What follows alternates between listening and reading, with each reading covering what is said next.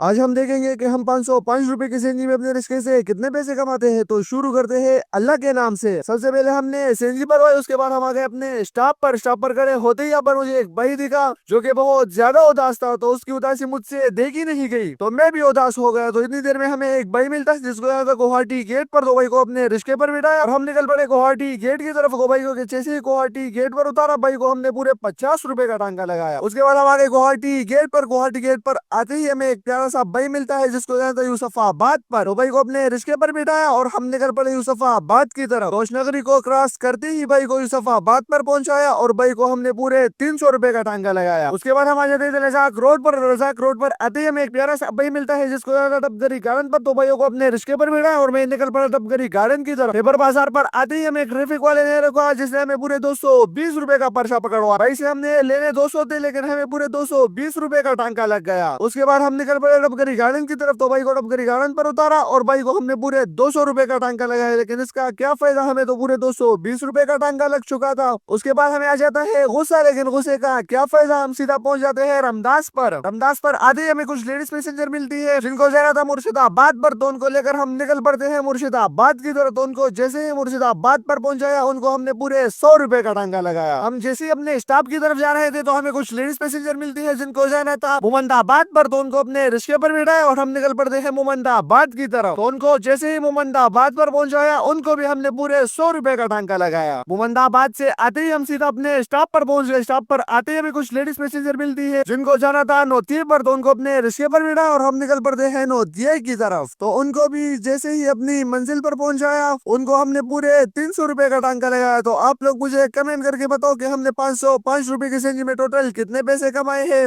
मिलते हैं next challenge.